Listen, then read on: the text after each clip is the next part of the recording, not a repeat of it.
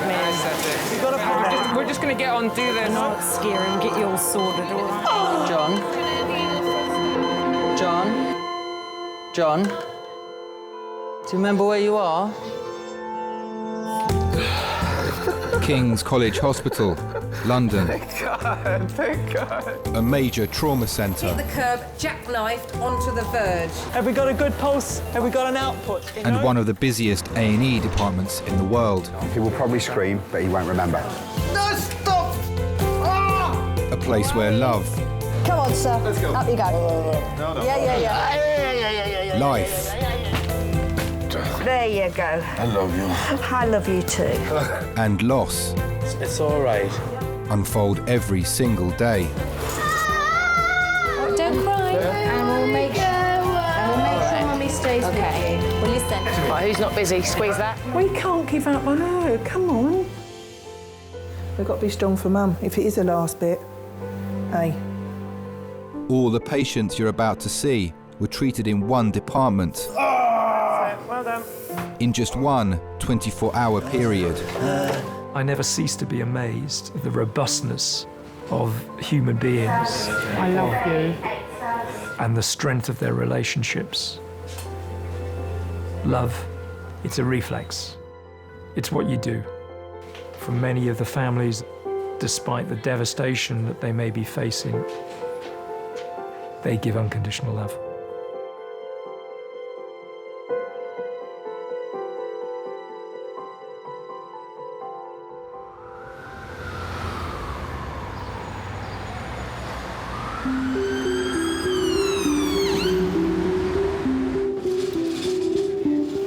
Hello. We're just going to number 4.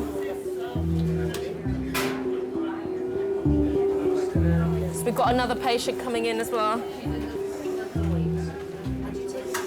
It started off with like the slowest day ever, and it's just gone tits up. But yeah, no, we've got lack of space everywhere. It's manic. Literally haven't stepped out of resus for a week. It's one of those. Modern medicine is perhaps the victim of its own success. You know, if we think 100, 200 years ago, if you broke your leg, you were probably going to die. Especially if you had an open fracture of your leg, because you get infection and you die.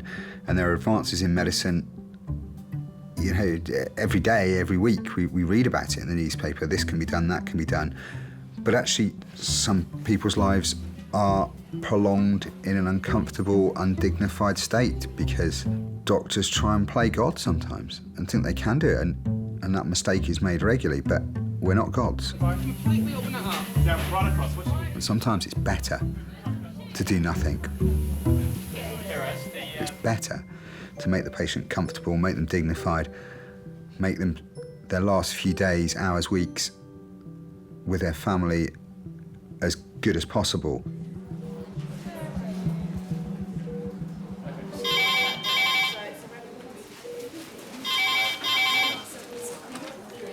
Hello, King's annual recess. Good afternoon. Yep. November 2,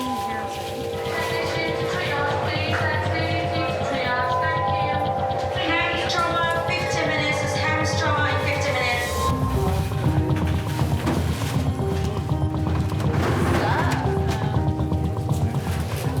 Hems, 55-year-old truck driver, trapped, head injury, pelvic injury, closed to fib fracture. Are they here? One, two, anaesthetist, ortho, surgery, anaesthetics, me, patient, no.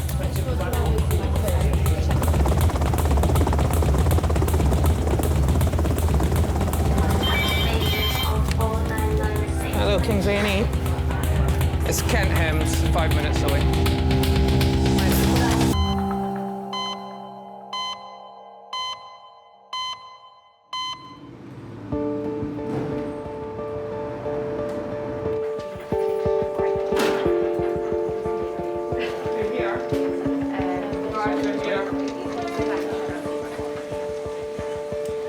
This is Kevin. Kevin is 55 years old. He was driving his lorry uphill, approximate speed 50 miles per hour. hit the curb, jackknifed onto the verge. He has bullseyed the windscreen and the steering wheel has a marked dent in it. Injuries: head, neck, possible pelvis, left femur closed and left closed tib fib, neurovascularly intact. Interventions: he's had 2 milligrams of morphine, 4 milligrams of ondansetron, 30 milligrams of ketamine. He's got a pelvic binder and a Kendrick splint on the left leg. Lovely. Thank you very much. I don't have an ED reg. Can you do a quick primary survey? I'm going to skip plain films, just go for CT. Always patients. Lovely. Just bracing, okay? Ready, steady, brace. Kevin had his accident 20 miles away in Kent. Helicopter medics treated him for over an hour on scene. One of them was King's trauma consultant, Malcolm, who does regular shifts with the air ambulance. That's where his balls on his head. Right up high, just trapped by the steering wheel. Over his legs and lower abdomen. Lovely. Fast scan of his chest and abdomen. Beautiful, thank you very much. It suddenly became really apparent that this was quite a serious crash when we were flying overhead. The mechanism is really, really important. So you sometimes take photos and, you know, when you decelerate in a crash like that, it can cause damage to your internal organs, the aorta, the main blood vessel in your body is particularly prone. If you're wearing a seatbelt, that can cause particular injury patterns as well, particularly at high speed. So they're all things you have to take into account. What's your name, sir? Kevin. Kevin. I'm going to take you round to scan. Yeah. And do pretty much all of your body to sort of check for any injuries that you've got, all right? Okay. As well as internal injuries, doctors are concerned that Kevin may have badly damaged his neck. Right, my darling, let's get you off this.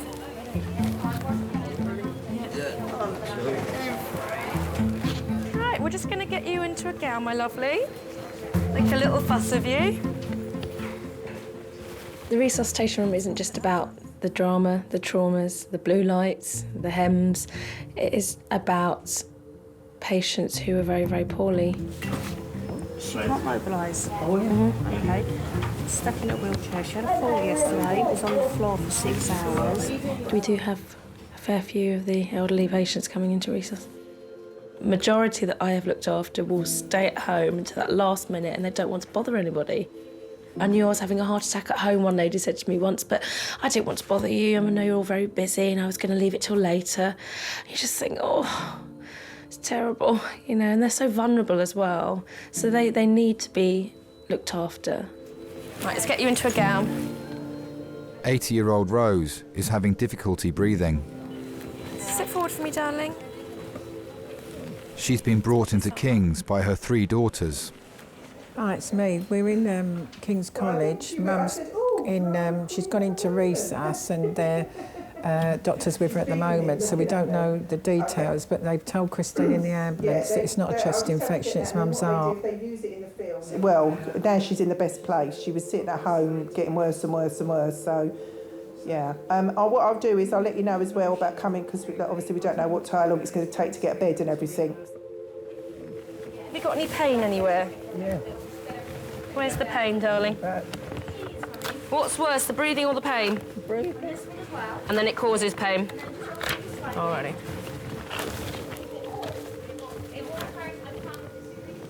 Mum was born in the East End, Bow, London. She was an only child. Do you think that's why she had a big family? I think so. I think so. Well, I'm the second eldest, and I'm the third eldest. I think we was envious of Christine because she was always skinny. She was always skinnier than us. She was a lot slimmer and older Yeah. and blonde, yes. There was a time when Christine could wear hot pants and I couldn't. yeah, because we was so fat, yeah. I was a lot bigger than her and I thought, that's not fair. Yeah. So what's it like being the eldest? It's okay, actually, but I was never the boss. I think if everyone was the boss, it was Sandra, not me. The doors keep opening. I keep thinking they're going to come out and tell us something. I don't like the fact that she's sitting up there all on her own now. I said to her last night, when I phoned her last night, I said, I'll come over, Mum. I'll come over now and I'll sit with you all night. I'll sit with you. She went, no, I'll be fine, I'm I said fine. to you, though, didn't I, when I spoke to her, when Christine put me onto her, she didn't sound right. When I phoned her before you, she didn't sound right. Do you remember when she had that hematoma on her leg and that doctor came out and she said, looking at your mum here on paper, it's very, very sick. There's not one part of her body, I don't think, that's working properly anymore. But then if she'd phoned the doctor, son, he still would have said what her doctor said. Oh, it's chest infection. This ain't no blinking chest infection. That's what Christine said, isn't it, really? Perhaps they thinking that she's going to die at home. Yeah, and they don't want it. They don't want it anymore, son. Old lady. No, that's where she should die with her family at home. Perhaps the doctors thought there was nothing they could do much, really.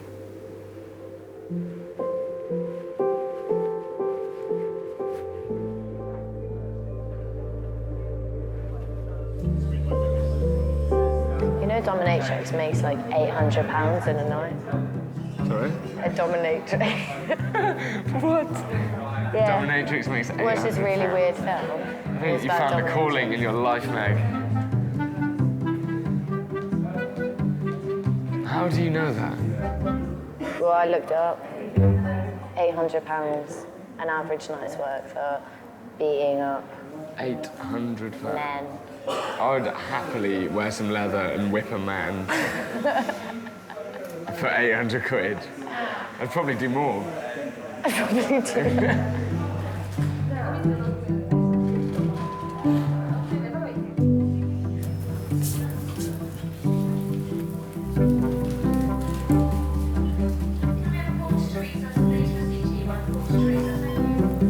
Right, that's it.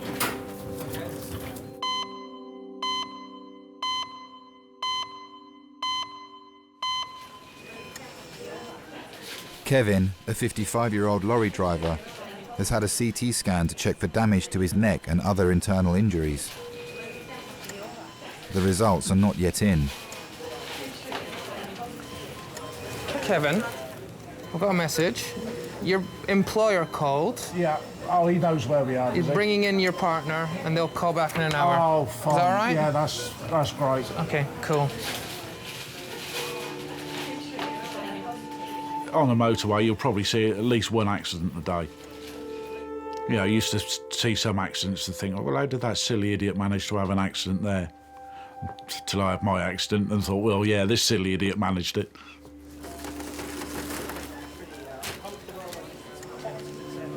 Kevin, you've got a sort of splint pulling your leg there, and just to keep the bones kind of in place. What we need to do is we need to take that off, and we need to put a plaster cast on. Yeah. Okay.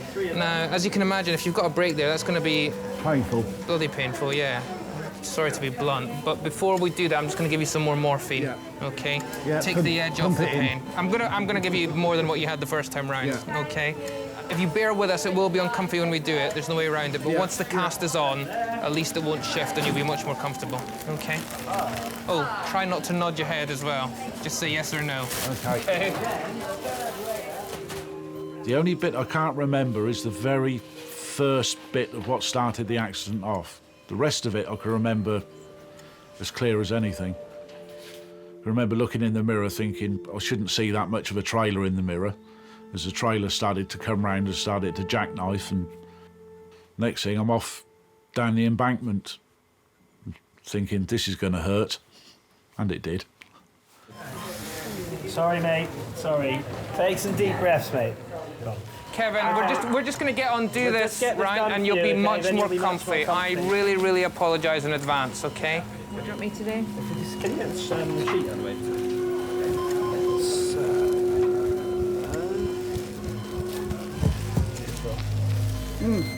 Sorry, mate. This is going to be the worst bit. Double that back and exhale. Kevin, I'm just going to keep pulling. Try and keep it okay. as extended as possible.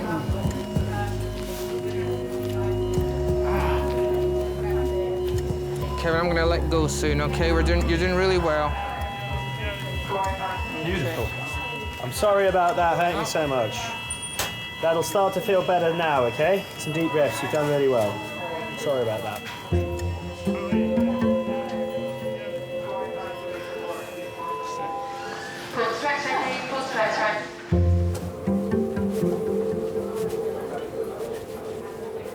You all right, Mum? Hey? You're all right. You've only got a chest infection, Mum, you're going to be all right. You're going to be all right. All right, Mum? Rose and her daughters have been at King's for an hour. Last night, she collapsed in her bedroom. I just need to have a quick listen to Mum's chest. Right, can I have a little listen to your chest? Would that be all right? If you take some nice deep breaths for me. She's now having trouble breathing. Do you have any pain anywhere at all? In your back. In your back? Where she fell over. When did you fall? Yesterday. Have you fallen a lot? So tell me a bit about your mum. What did she look like when you were growing up? Black hair. I just remember black hair. Very pretty. I always thought of her looking like a movie star. To us, when she was younger, she looked glamorous. She was very, very beautiful. She used to always be quite suited and booted, Mum. She was a seamstress. Any pain in your tummy at all? No. And she was always busy. She'd go up the market, come back, cook a stew, do a bread pudding. You know, everything was for us, for the children. She just doesn't feel hungry. She was always sort of, you know, full of energy. That's why I think she hated hospitals. She hated going in hospitals, and she'd try and get out of it as much as she could. And even when she went in, she'd try and discharge herself. She just, she didn't want to be in there. One night we had a phone call at 11 o'clock at night. She'd managed to get herself out. She'd told them she had care and everything at home, so she didn't have to stay in the hospital. So every time she went in, we used to say to her, keep her in here, don't let her out. She's got to stay in the hospital. Hello, darling, you all right? We've only just been allowed to go in since she's been coming here from the ambulance, but she asked to come in here. She knew she was that ill. She looked like she was dying then. I really thought we was going to take her out in a box. I went, come home with me, Mum, stay in Gabs's bed and we'll be fine. And then she went, no, I want to go to hospital. So we knew then that because she couldn't breathe. She was like, you know what I mean? Just could not breathe at all. No, yeah. So is it a little bit like pneumonia with a fluid in the lungs? The fluid in the lungs isn't pneumonia. Pneumonia is infection in the lungs. Yeah. So there's probably an element of that there. Yeah. But there's also the fluid, which just complicates things a little bit further as well. So we'll see how she gets on over the course of the next hours. Right, that's great. Okay. Yeah, thank you, Doctor. Mum, don't get scared. You're not dying. You're not dying. You're not, Mum. If you was, dying, you wouldn't be here. You're doing... They might put you in high dependency after this because they want to keep you on a one-to-one till you get better. Yeah. But you're not, Mum. All right? It's the fluid. Just got pneumonia again. Yeah, that's all it is. So go and get Debbie. Yeah. Yeah, so you should have come in earlier, wouldn't you? Hey? You're stubborn, Mum, honestly. Don't you? Don't want to go in hospital.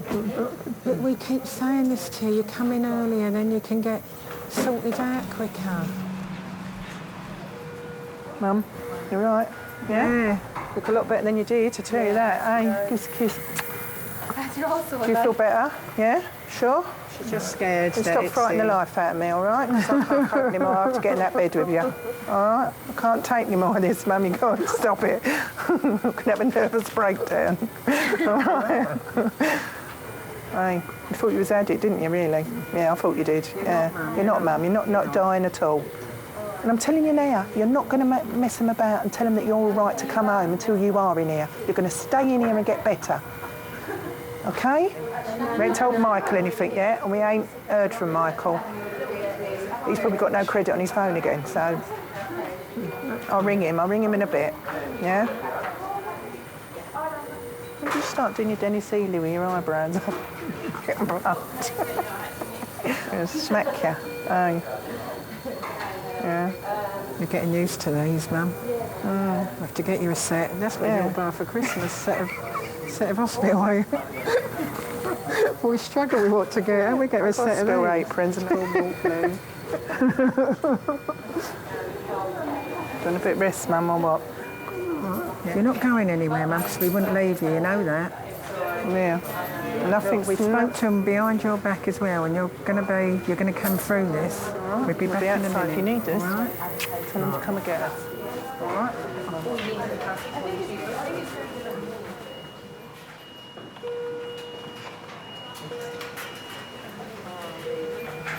Yeah, we wanted to chat with you, to be honest. Yeah.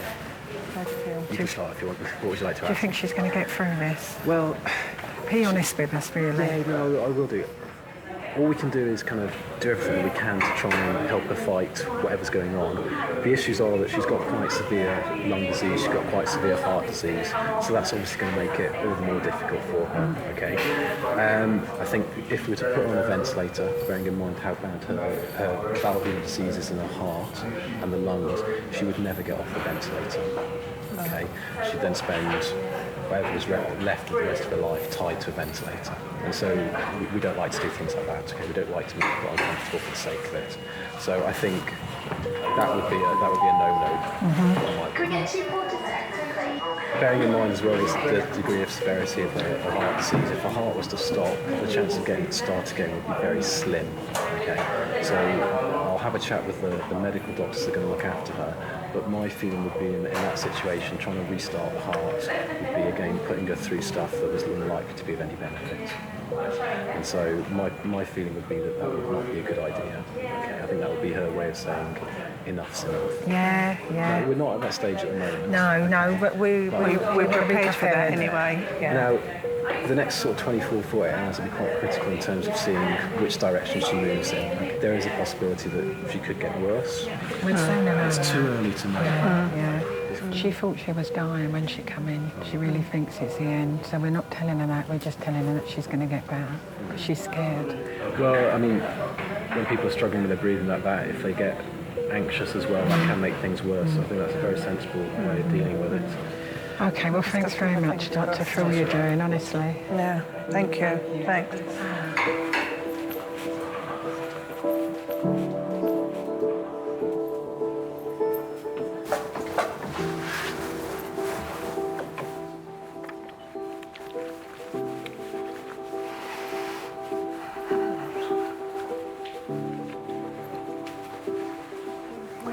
Doctor's just smoked her.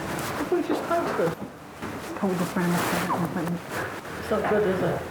No. No, I'm not going home at all. Next 24, 48 hours, but they're not going to resuscitate Mum, and they're not going to put her on a ventilator. They're not going to do that for Mum, all right? She could come through it, Chris, but he's saying he's just telling us he's not going to put Mum on a ventilator and he's not going to resuscitate her because it won't be any good. She'll be on a ventilator and all it'll be doing is keeping Mum alive for us to switch off. So it's the next 48 hours. So I'm going to ring Steve to bring my stuff over. I'm going to stay at Mum's. Michael? It's Christine, where are you? You need to come to King's College. Mum's in hospital. She's not well. Last name, Watson. I love the name Rose. Yeah. I had a little girl, I call her Rose. It's really cute. Well, a lot of people I know will say, well, when your time's up, your time's up. But actually, death terrifies me. I'm terrified of dying. I don't want to die, you know, and I do. I'm not ashamed to say that. The process of dying absolutely terrifies me. It terrifies me because it's unknown. As doctors and nurses, you have to accept sometimes you can't change everything.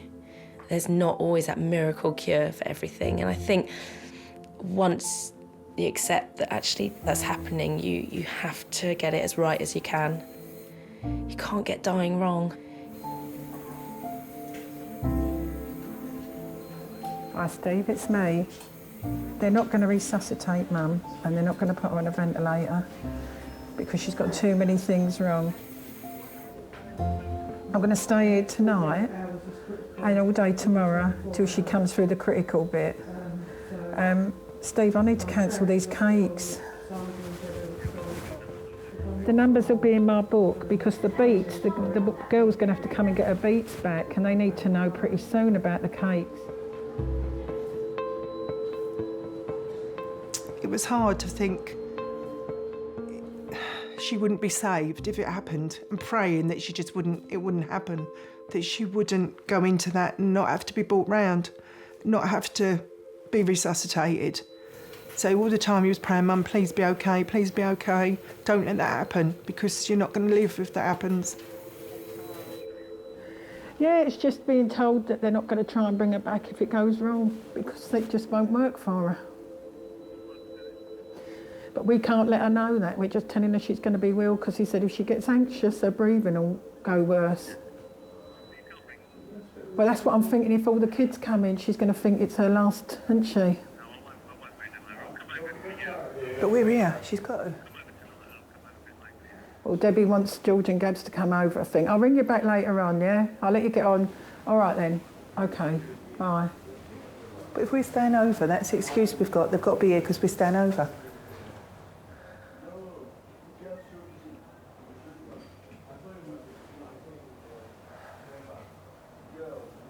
How can you not, son? How can you not deny them that they can't see their nan? I don't want to see her so and think it's her last rites. You know what I mean?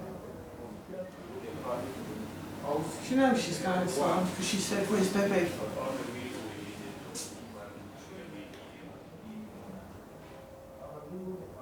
She might not. She might not. You know what a fighter she is? She's had this before. She's had this before. She's had it before and got through this pneumonia business and... But why did we fucking leave it again?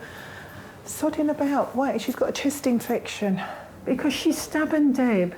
And we feel like we're forcing her to go in hospital. This is the first time she has said, I want to go in hospital. Because she panicked, she couldn't breathe this time. Last night. I missed her. But Chris, she wanted to die at home. But she's not going to die comfortably, not being able to breathe. It's like you're drowning. When you've got fluid on your lung, it's like you're slowly drowning. Here, she's going to be comfortable. Please have a quarter to X-ray patient go back. Thank you. She might respond to the antibiotics. She's not that far. She's given up. She hasn't. Chris, she hasn't. She hasn't. Stop she it. hasn't given up, Chris. We can't give up on her. Come on. Come on, stop. We can't give up. She's a fighter, Mum, isn't she? Hey? Because you can't go in there like that, can you? Hey, we've got to be strong for Mum, if it is the last bit. Hey.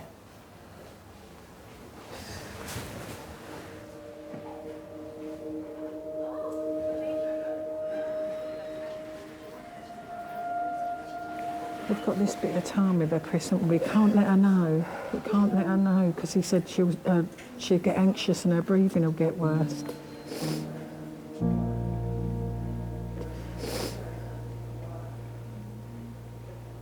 Don't you dare ever blame yourself, Christine, for anything that happens with Mum. You know that. You've looked after her. You've been there when we couldn't get round there. You've took burden off of me and Debbie sometimes, so don't dare ever blame yourself. It's no one's fault.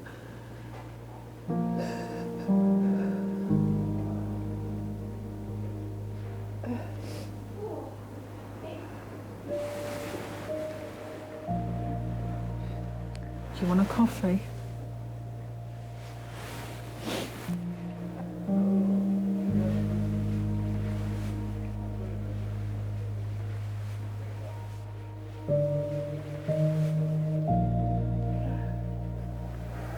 I don't think she's going to come out of this, I don't think. We've got to tell her she is. I know. We've got to tell her she is.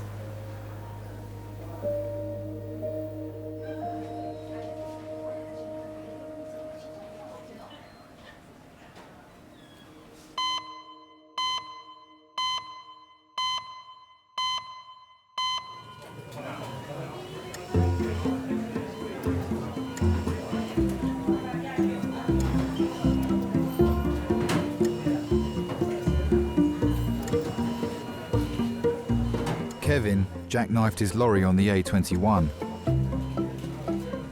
He's broken 6 bones in his body, including 1 in his neck.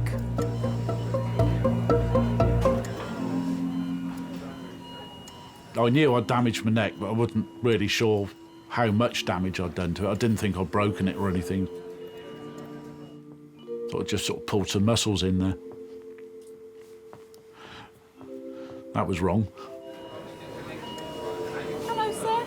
Yeah. Hiya, we're going to move you out of this room now. It's got a bit too noisy here for you, I think. Hey there, sir. We're rolling around the corner with you, all right?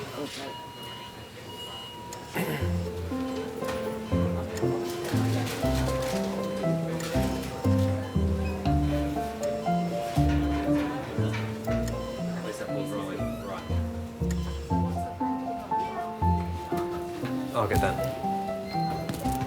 Sorry, sir. Did I just catch your toe? Yeah. Sorry. Sorry. Well, the least of your worries, isn't it? Yeah. The old big toe. Driving for a living, doing long distance, about 10 years.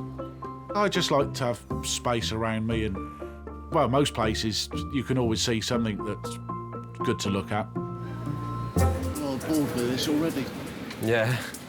We're giving you a different ceiling to look at. Oh, that's nice. How about that, eh? Favourite road?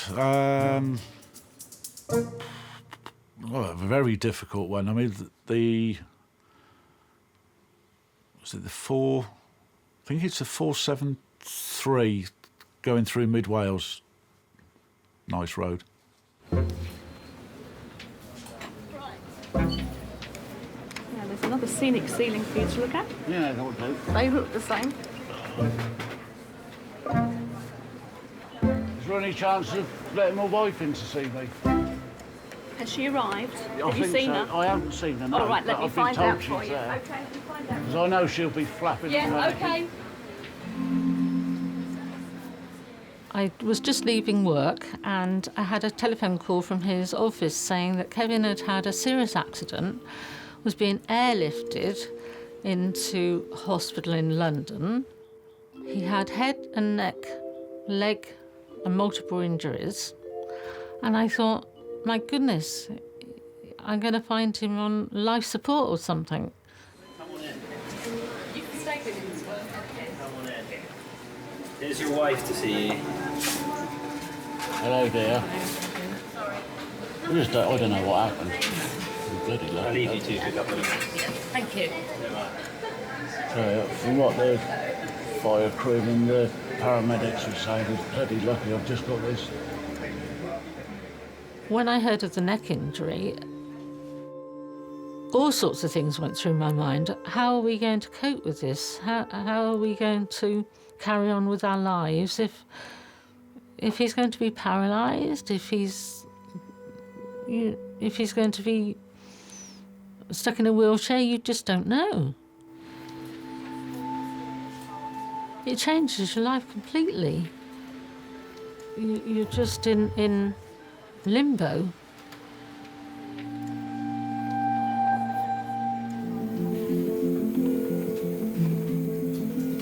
I can never remember Mum complaining. I can never remember sitting down and saying, I've had enough, I'm fed up, you kids get on my nerves.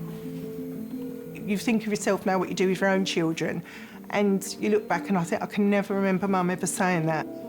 She knew us children so well that she'd know if something was wrong.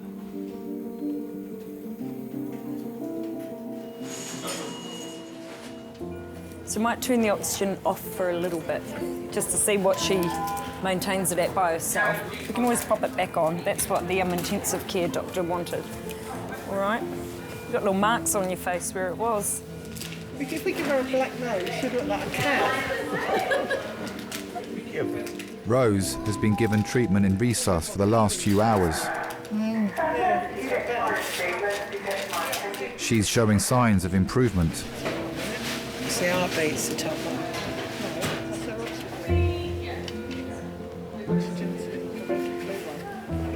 She'd call me every night at 10 o'clock and I'd call her if she didn't ring, just to make sure that we was both okay.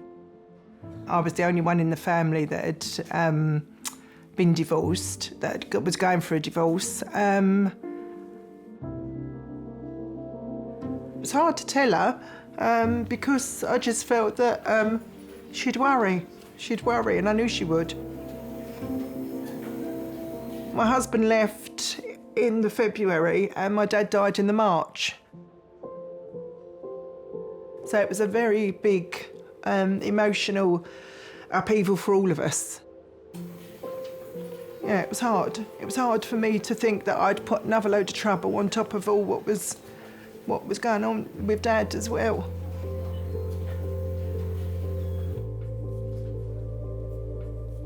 It was a sad time, and she was very strong and she coped very well because she was looking after me as well as grieving. But wouldn't show that, oh, I can't deal with you at the moment, I've got to deal with myself. She'd still cope and look after us, yeah.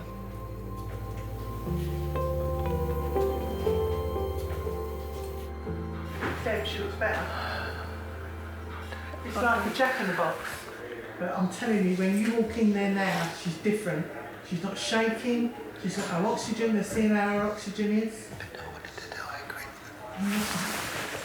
No, don't hold it in, no. I know we don't want them to go, but they've got to go one day. Got no one left if she goes. What do you mean no one left? What's the matter with me? What's the matter with me and Sandra? You've got somebody. You've got somebody. Who's got somebody? You, Debbie. You listen to me. Okay. Me and Sandra are there for you, and we're as good as any husband. Even better. Because we're women and we understand. But you've got to let us in. And you're not letting us in, you're pushing us away. And you keep saying, I'm this big, strong Debbie. I can cope. And we all need one another. Do you understand me? You've got to let one another in again. Dad said this, you've got to let us in. Stop trying to think you can do it all by yourself. Because we can't. Yeah.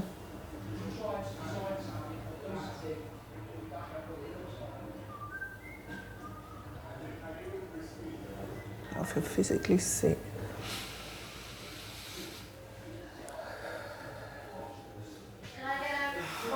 Not now. Everything's looking good, but she could come through it. So that's what they're saying there.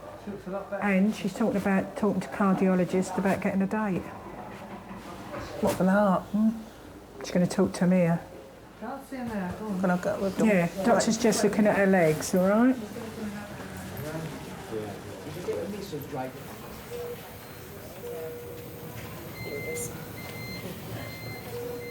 You all right, Mum? Oh, look, you ain't got that horrible mask on now, yeah?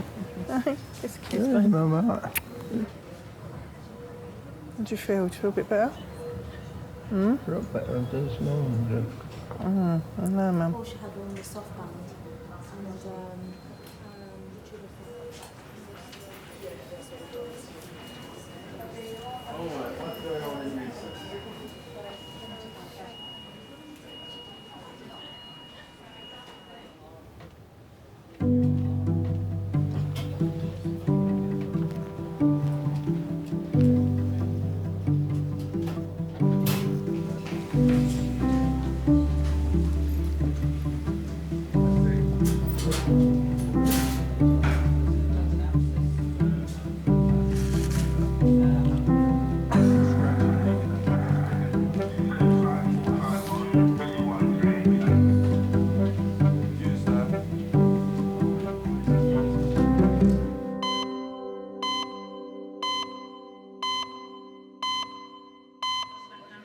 I've had a CT scan in the head,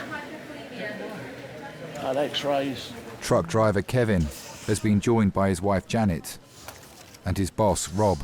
All right, I must have been there an hour, 2 hours. Right, there is a small break in one of the bones in the neck.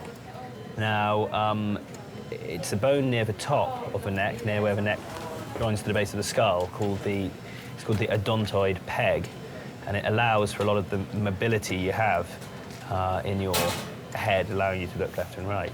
The neurosurgeons, who are the experts in this area, have looked at the pictures on the CT scan, and they don't think it needs any operative treatment, so they don't think they want to do an operation for it, but we do need to protect your neck and that part of it to let it heal. And unfortunately, that means 12 weeks in a collar. I knew I could move my hands and my feet and everything. I wasn't thinking of, am I ever going to walk again or whatever. It just could have been a lot worse. Fraction of an inch made all the difference of me being here talking about it to not. Yeah, I think I was very lucky. I mean, at the time I thought I was very unlucky to have the accident, but I was lucky to get away with it. Hi, it's me. I might run out of credit on this phone in a minute. But she's looking a bit better and her bloods have come up, so... can you just put my slippers in the bag as well for me? And a bottle of that, you know that by the front door there's some carver, bring a bottle of that. 2 bottles. 2 bottles, yeah. Yeah, I'll see you soon. Bye.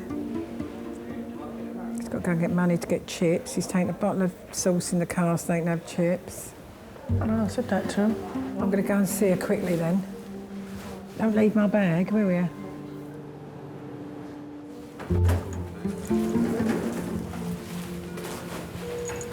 All right. Yeah?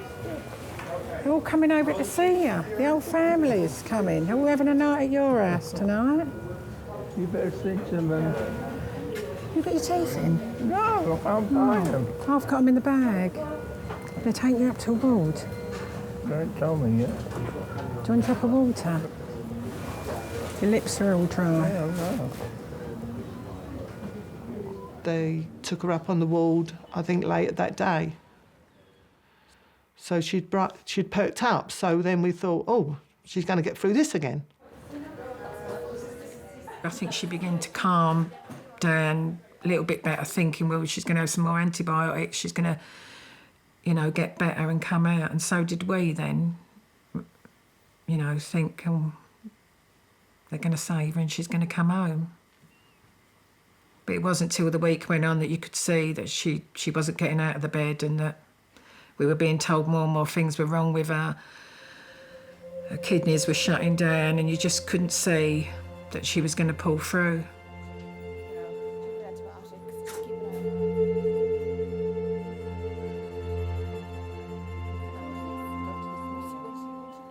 Mum was moved to a family room, which they said they would do when they knew that she was going. You didn't tell your mum? No. No. Because we didn't want her to know. We didn't want her to know that she was going to die. Imagine if me and Sandra felt that, would you want to be told that you was dying? How was she going to die? What was she going to do? How was she going to talk to us differently than she did if we was all normal?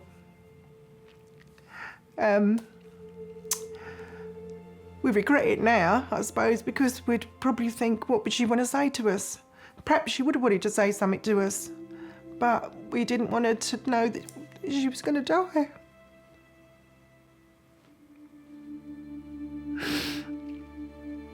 I just told her that we all loved her, that we were all there. She was the best mum anyone could ever have. And just to rest now, Mum, and go to sleep and rest and don't fight anymore. And she took 2 last big breaths and that was it, just died.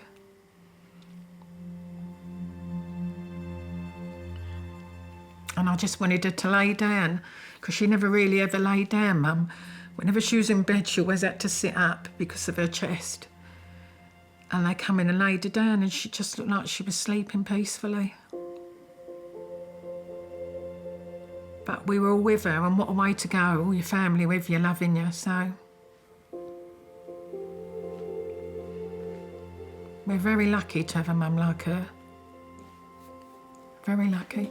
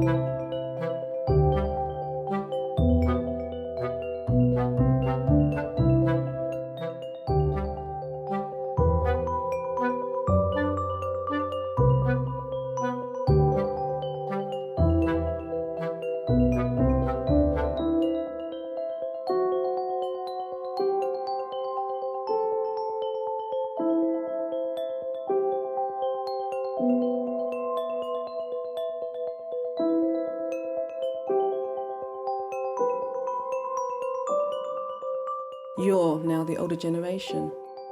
I know, it's right. No, we've got one more aunt. Well, two, an aunt and uncle. They're the ones left. Once they've gone, yeah, then I'm the next. And I keep telling my cousins that we're the next. How does that make you feel? Old. Right, what have we got coming in then? Road traffic, collision, query chest, abdomen, pelvis injuries that would be pretty nasty. If you've just been pulled out of a 100-mile-an-hour smash, you must be thinking, am I going to survive? Yeah. Did it hurt when you fell from heaven? Over 2,500 left-handed people are killed every year using products made for right-handed people. I'm here for you. Got your back. Yay. Yeah.